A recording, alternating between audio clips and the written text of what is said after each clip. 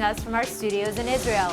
I'm Deborah Blum here with ILTV's latest morning briefing.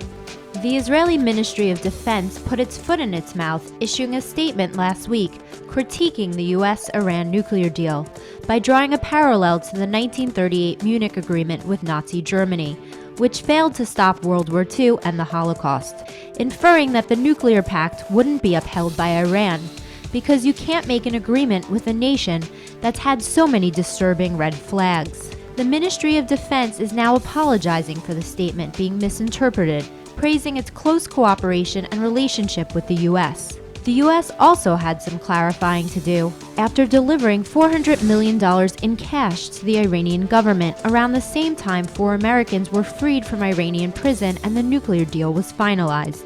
Secretary of State John Kerry said the 3 events were unrelated, explaining that the money was paid to settle a long-standing dispute dating back to the 1970s over military equipment. Earlier this summer, 2 Palestinian men came to the rescue of Rabbi Mark and his family, whose car was shot at so many times that it flipped over. These men, one a doctor, helped as vehicles passed by, threatening them and demanding for them to stop treating Jews. Dr. Ali Abu Share and another Arab individual saved Rabbi Mark's wife, Rabbi Mark, from choking to death and rendered aid to their teenage daughter who was shot in the abdomen. They protected the family until Israeli emergency response teams arrived.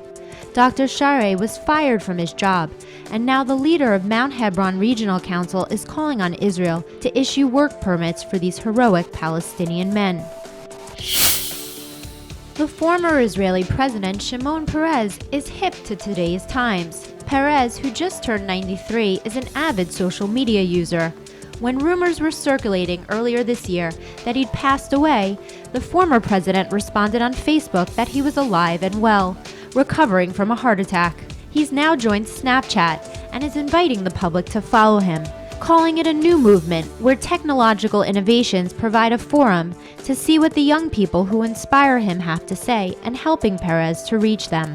The former president shares the 1994 Nobel Peace Prize with murdered Prime Minister Yitzhak Rabin and then Palestinian Authority leader Yasser Arafat for their efforts to create peace in the Middle East. American Jewish Green Party presidential candidate Dr. Jill Stein wants to end military aid to Israel, insinuating on the record last Friday that it's an apartheid state.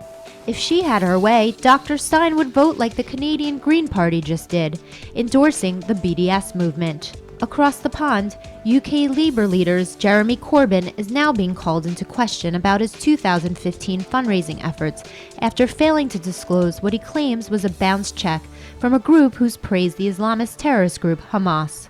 Corbyn, like Dr. Stein and a majority of Canada's Green Party, is an outspoken critic of Israel, calling Hezbollah and Hamas his friends.